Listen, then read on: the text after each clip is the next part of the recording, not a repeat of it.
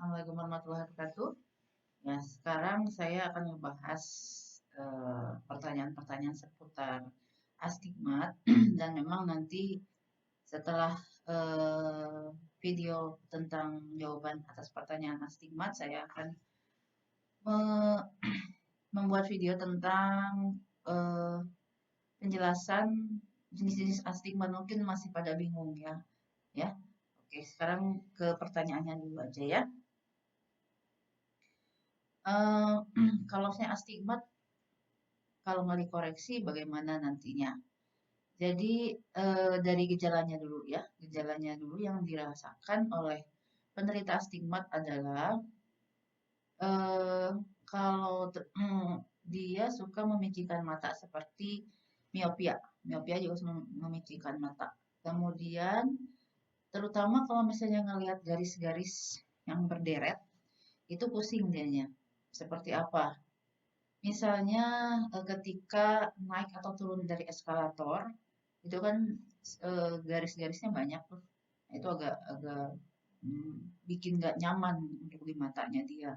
Kemudian sering pusing jadinya, sering pusing, ya. Nah, kemudian ketika kalau misalnya membaca atau kita tes baca jauh, terutama ya dekat bisa, tapi jauhnya terutama dia dalam satu baris, tiap baris itu biasanya ada yang salah.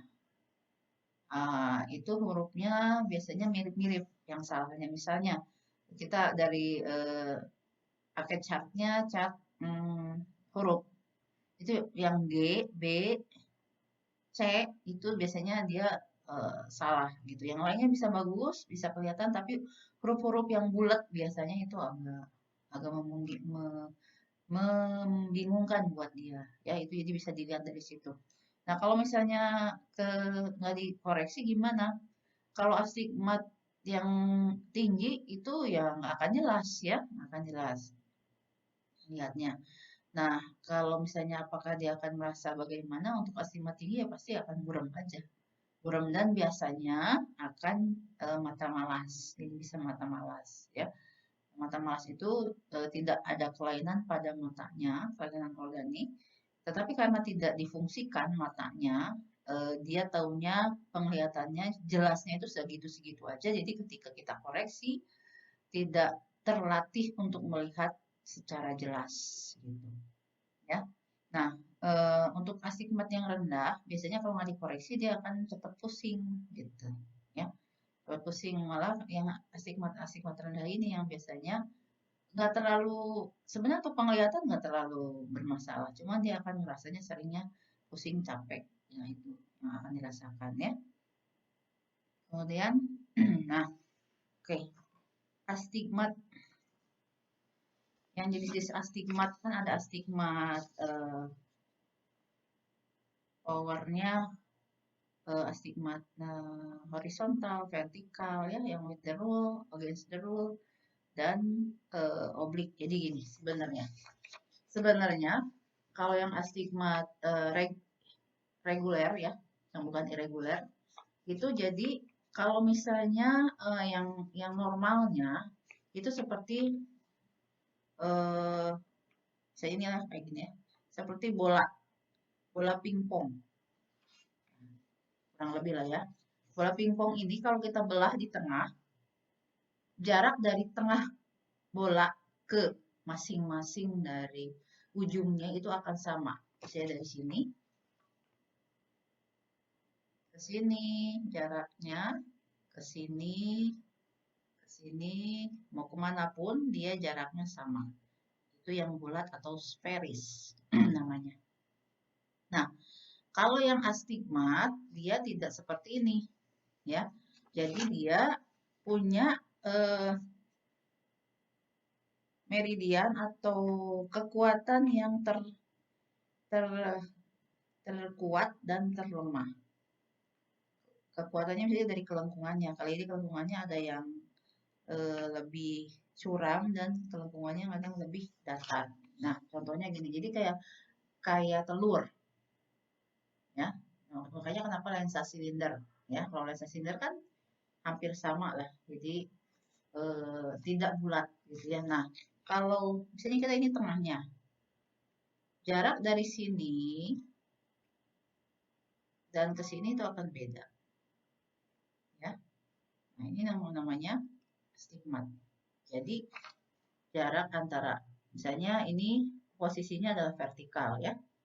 Jarak antara ini ke sini dan dari atas, dari tengah ke atas dan dari tengah ke kiri misalnya, itu beda. Nah, ini yang namanya astigmat. Atau misalnya begini nih posisinya. Nah, tinggal kita lihat dia memang lengkungnya bagaimana gitu. Apakah begini? Yang tadi kan ini vertikal nih, gini lengkungnya. Taunya ya kayak telur aja ketika giniin. Ternyata kelengkungan terutama kornea kita ternyata begini. Jadi dari tengah ke kiri dan antara dari tengah ke kiri dan dari tengah ke atas itu berbeda kelengkungannya. Nah, anak itu yang namanya ini yang vertikal, ini yang horizontal gitu. Yang oblik gimana? Yang oblik ya begini. Mana ya? Nah, gitu. Ini jangan ada. Miring. Yang oblik miring ini. Jadinya dia kelengkungannya miring, tidak horizontal, tidak vertikal, tapi dia begini. Ini kelengkungannya jadi miring. Itu namanya yang disebut oblik, ya. Jadi kelengkungannya dari sini ke sini dan dari sini ke sini, dari sini ke sana itu beda. Ya, itu namanya astigmat oblik. Ya, untuk yang gambarnya dia melihatnya seperti apa itu sudah diperlihatkan pada slide di materi, ya. Kemudian eh, astigma bisa diturunkan, bisa sekali sama. Pokoknya kelainan refraksi itu diturunkan oleh dari gen keluarganya, gitu ya. Kalau misalnya biasanya astigma tuh dari bentuk kornea. Jadi kalau misalnya keluarganya, ibunya, bapaknya itu punya astigmat, ya, itu biasanya anaknya juga akan punya astigmat gitu, ya. Kemudian penyumbatan, oh ya, salah satu dari penyebab terjadinya astigmat itu adalah adanya penyumbatan di eh,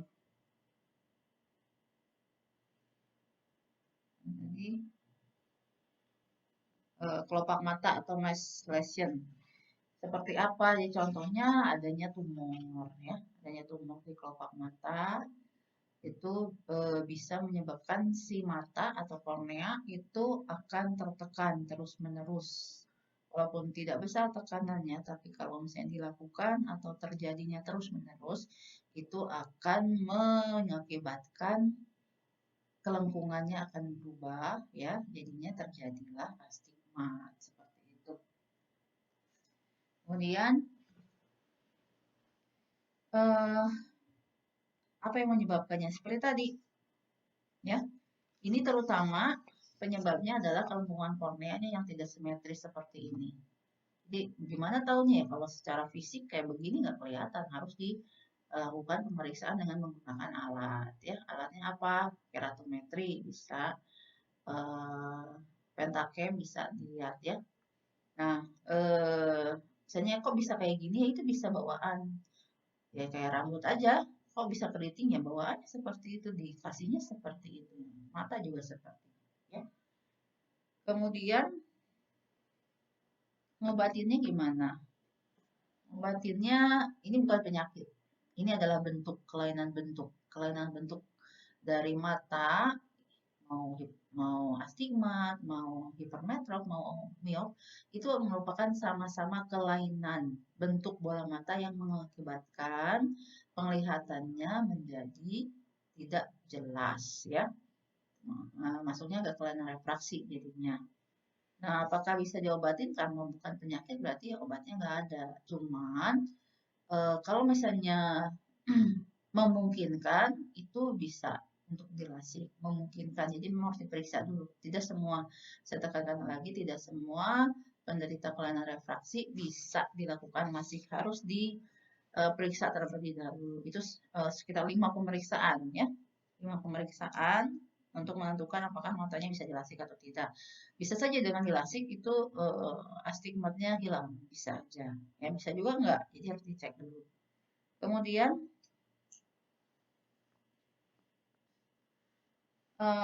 apa yang menyebabkan bentuk lensa kristalin tidak simetris? Bisa saja bawaan. Bawaannya seperti itu. Jadi memang untuk menentukan apakah si astigmat ini berasal dari kornea atau dari lensa, itu memang dilihat dari pengukuran dengan menggunakan alat tadi. Yang tadi kalau nggak keratometer, pentacam itu bisa.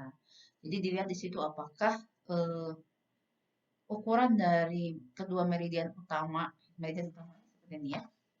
Misalnya yang ini nih. Ini meridian utamanya berarti yang terkuat dan terlemah. Nah, ini seperti ini.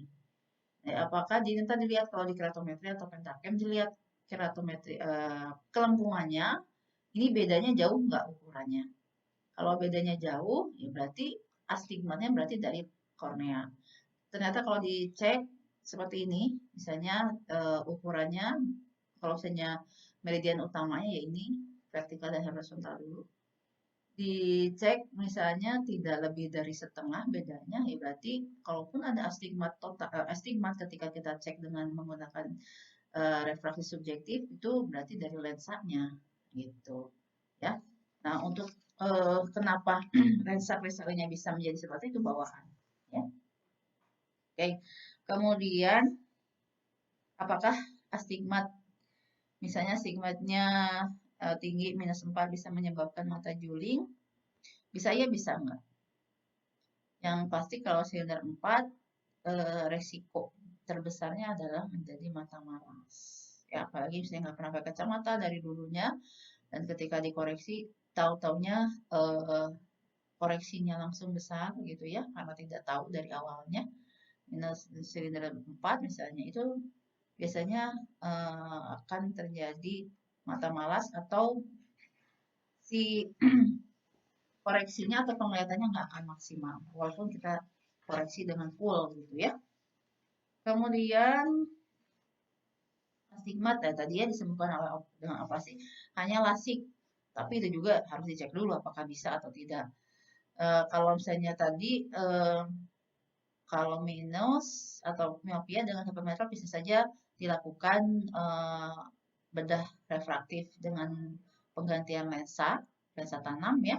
Tapi kalau astigmat tidak, karena biasanya itu 80% astigmat itu kan berasal dari kelengkungan kornea. Jadi biasanya untuk bedah refraktif tidak memungkinkan, hanya biasanya dilasik gitu.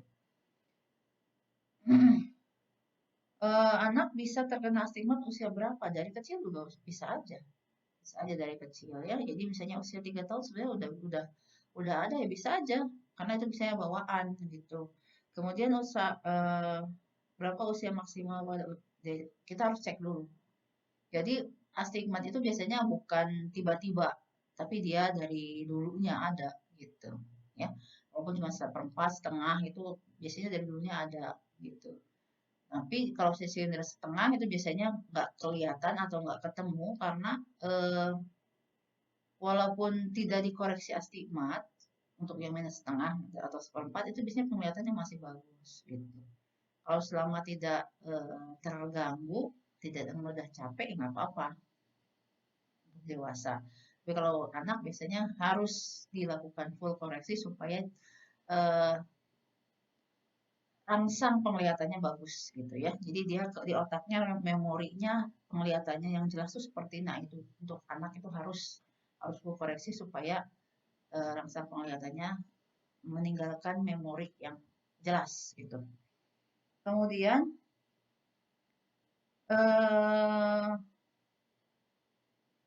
mengatasi astigmat pada anak harus dikoreksi kacamata. Itu harus ya tidak ada lagi cara selain kacamata untuk anak-anak. Jadi belum saatnya untuk dilasik dan sebagainya. Kita harus tunggu dulu sampai dewasa, sampai ukurannya stabil, baru kita cek dulu apakah bisa dilasik atau tidak. Kemudian, nah ini tentang astigmatictus ya. Ini mungkin masih pada bingung mictus kayak gimana. Nanti untuk pertanyaan ini saya akan jawab, saya jelaskan dulu ya untuk video selanjutnya ya. Sebentar ya.